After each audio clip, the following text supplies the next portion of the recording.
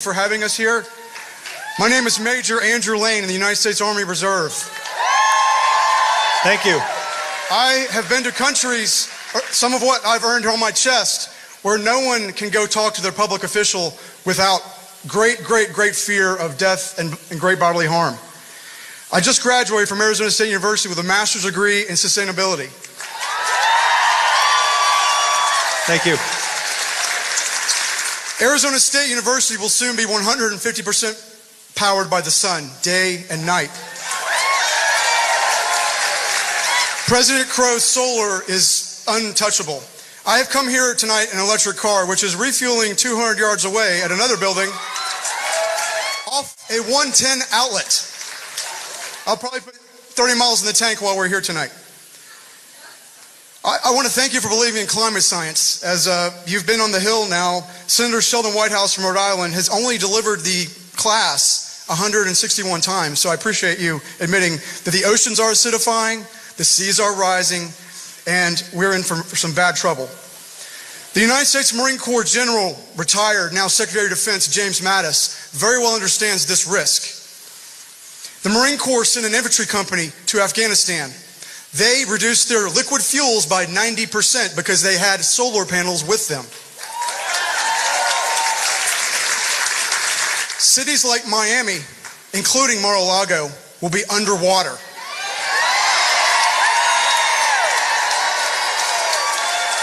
They cannot, because of the geology which science tells us about Miami, they cannot build a wall because they're on top of a porous limestone, an ancient coral that a rat could walk through like Swiss cheese. As far as nuclear power, as I touched on with Arizona State, the sun shines daily, is 86,000 terawatts of energy. Down here, all of us together on Earth use 16 terawatts. Tesla has just installed a 13 megawatt array on the island of Kauai in Hawaii with batteries that power the base load and the other load day and night. And I would like you, Senator, this is my last sentence. If you want to vote in support of fossil fuels, then I say the Fossil Fuel Fan Club, VIPs from the House and the Senate, can get an annual all-expense-paid trip to Iraq or Afghanistan to ride in a fuel convoy. Because that is where ISIS and Al-Qaeda shoots at us, because it's our most vulnerable point. Who would want to ride next to a 5,000-gallon can of petroleum if you didn't have to? And those Marines in Afghanistan didn't have to. The Marine Corps and Army agree for about 25 convoys in country, we lose one Marine, one soldier. Because of enemies, accidents, bad things happen. So I ask you, Senator, please do all that you can to vote for climate action. Thank you. Thank you. As I said before, we have abundant sunlight here, and that's great. And I'm fully supportive of moving toward renewables as fast as we can.